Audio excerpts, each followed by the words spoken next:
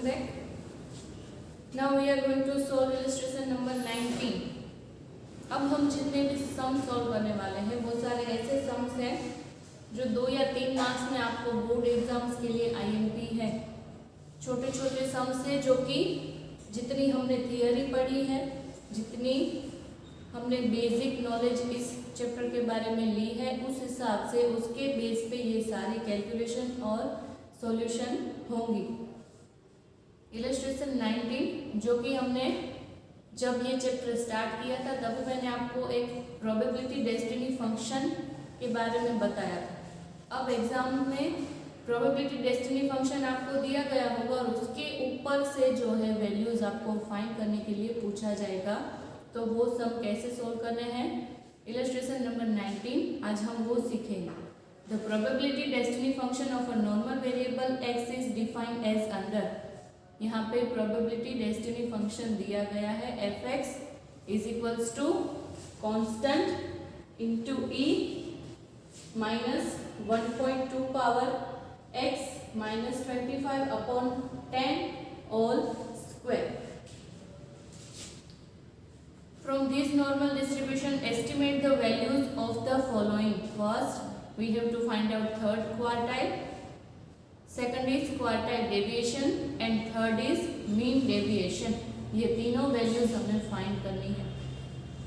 अब जो हमारा प्रोबेबिलिटी डेस्टिनी फंक्शन है f(x) is equals to 1 upon sigma under root 2 pi, ये जो कांस्टेंट है वो ये वाली वैल्यूज है, into e minus 1.2 power x minus mu upon sigma whole square. ये हमारा जो फंक्शन है, इस फंक्शन को जो हमें क्वेश्चंस में दिया गया है उसके साथ अगर हम कंपेयर करेंगे तो यहाँ पे x माइनस क्या होता है mu, so mu is equals to 25 upon क्या होता है sigma, so sigma is equals to 10। So here mu is equals to 25, sigma is equals to 10। अब हमें फाइंड करना है थर्ड क्वार्टाइल यानी कि Q3 जो हमने प्रॉपर्टीज पढ़ी थी नॉर्मल डिस्ट्रीब्यूशन की, वहां पे Q3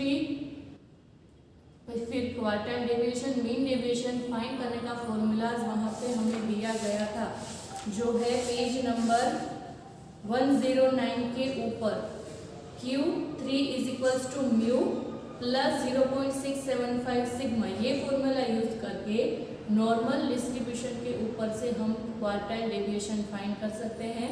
फिर है Q3 थर्ड क्वार्टाइल फाइंड कर सकते हैं। फिर है QD क्वार्टाइल डेविएशन, उसकी अप्रोक्सीमेट वैल्यू है 2/3 सिग्मा और मीन डेविएशन उसकी अप्रोक्सीमेट वैल्यू है 4/5 सिग्मा। तो ये तीनों फॉर्मूला यूज करके हम प्रोबेबिलिटी डेस्टिनी फंक्शन के ऊपर से ये तीनों वैल्यूज फाइंड करेंगे। Q3 is equals to mu plus 0.675 sigma, mu है 25 plus 0.675 sigma is equals to 10। 25 plus 0.675 into 10, 25 plus 0.675 into 10 is equals to 6.75. So Q3 is equals to 31.75. उसी तरह से QD क्वार्टाइल डेविएशन की अप्रोक्सीमेट वैल्यू है 2/3 sigma. 2/3 यहाँ पे sigma है 10। 20 divided by 3 is the value of quartile deviation. Next है MD यानी कि mean deviation 4/5 sigma, 4/5 into 10, 40 divided by 5, so the value of mean deviation is 8. तो इस तरह से प्रोबेबिलिटी डेस्टिनी फंक्शन के ऊपर से अगर कोई वैल्यू फाइंड करने के लिए हमें बोला जाए तो ये फॉर्मूला जो कि प्रॉपर्टीज में दिए गए हैं उसके ऊपर से हम फाइंड कर सकते हैं। Now next is illustration number 20। The extreme quartile for normal distributions are 20 and 50, Q1 and Q3. Q1 is equals to 20, Q3 is equals to 50. Obtain the limits which include 95% of the observation of the distribution. ये भी सबसे पहले हमें median mode में से कोई एक value चाहिए म्यू और क्वार्टाइल डेविएशन की वैल्यू चाहिए फॉर द नॉर्मल डिस्ट्रीब्यूशन की लिमिट फाइंड करने के लिए। Q1 is equals to 20, Q3 is equals to 50 for the normal distribution. Now mean is equals to median is equals to mode. Mu हमें चाहिए, mean की value चाहिए, तो normal distribution में ये तीनों वैल्यूज क्या होती है, equal.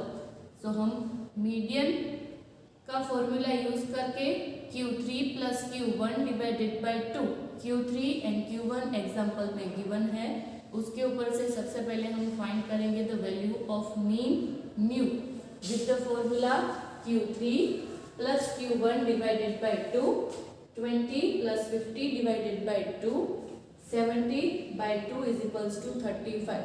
This is the value of mean mu. Now second is quartile deviation. जो नॉर्मल डिस्ट्रीब्यूशन के पैरामीटर्स है तो म्यू एंड सिग्मा। म्यू हमने फाइंड कर लिया, अब हमें चाहिए सिग्मा।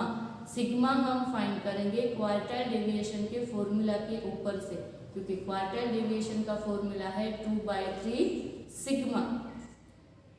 क्वार्टाइल डेविएशन का जो फॉर्मूला जो हम मीडियन के कैलकुलेशन में फाइंड करते थे वो था Q3 माइनस Q1 अपॉन 2। जैसे मीन में हम Q3 और Q1 को प्लस करते हैं, क्वार्टाइल डेविएशन में Q3 माइनस Q1 अपॉन 2 ये फॉर्मूला हम यूज करते हैं। तो QD यानी कि क्वार्टाइल डेविएशन के बदले हम उसका फॉर्मूला भी लिख सकते हैं Q3 minus Q1 upon 2 and 2/3 sigma. इससे सिग्मा की वैल्यू हम फाइंड कर पाएंगे। 50 minus 20 upon 2 is equals to 2/3 sigma. Q3 50, Q1 20, फिर 50 माइनस 20 30 डिवाइडेड बाई 2 इंटू, अब सिग्मा की वैल्यू फाइंड करनी है 2/3 इक्वल्स टू के इस तरफ आएगा तो ऑपोजिट हो जाएगा, 3 डिनोमिनेटर 3 न्यूमरेटर में और 2 डिनोमिनेटर में is equals to sigma 30 into 3 divided by 4 is equals to 22.5। This is the value of sigma 22.5। अब हमें लिमिट फाइंड करनी है जिसमें 95% जो है ऑब्जर्वेशन उसमें हो, वो भी किस तरह से फाइंड करेंगे हम। प्रॉपर्टीज ऑफ नॉर्मल डिस्ट्रीब्यूशन में पेज नंबर 109 पे उसमें एक पॉइंट था 11 जो important areas under normal curve दिए गए हैं, उसमें था point number 5, the area under the curve between the perpendicular lines mu minus 1.96 sigma and mu plus 1.96 sigma is 0.5। अगर हम उसको परसेंटेज में कन्वर्ट करें तो 0.95 इंटू 100 अगर हम करेंगे तो 95% एरिया का ऑब्जर्वेशन आ जाएगा। सो ये किस तरह से फाइंड करना है, म्यू प्लस माइनस 1.96 सिग्मा, जो मैंने एक डायग्राम ड्रॉ करके आपको बताया था।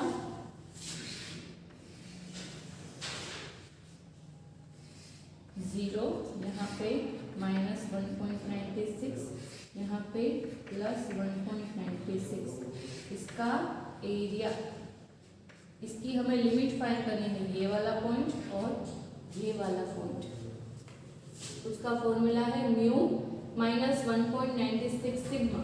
म्यू प्लस माइनस यानी कि माइनस से लेके प्लस तक की एक वैल्यू माइनस में होगी, एक वैल्यू प्लस में होगी, उसके बीच 95% ऑब्जर्वेशन जो है वो इंक्लूड होंगे। सो म्यू हमारे पास है 35 माइनस 1.96, सिग्मा हमने फाइंड किया 22.5। एक बार माइनस एक बार plus, 35 minus 44.1, 35 plus 44.1, so minus 9.1 79.1, minus 9.1 से लेके 79.1 तक का जो ऑब्जर्वेशन होगा वो एरिया होगा जो कर्व के 95% में जो है वो स्कैटर्ड होगा। तो ये था illustration number 20। From the given information The limits including 95% of the observations are -9.1 to 79.1. तो ये दो इलस्ट्रेशन हमने आज सॉल्व किए। दोनों इलस्ट्रेशन आपको अपनी नोटबुक में लिखना है। मिलते हैं नेक्स्ट वीडियो में विथ न्यू एग्जाम्पल। तब तक के लिए take care and have a nice day.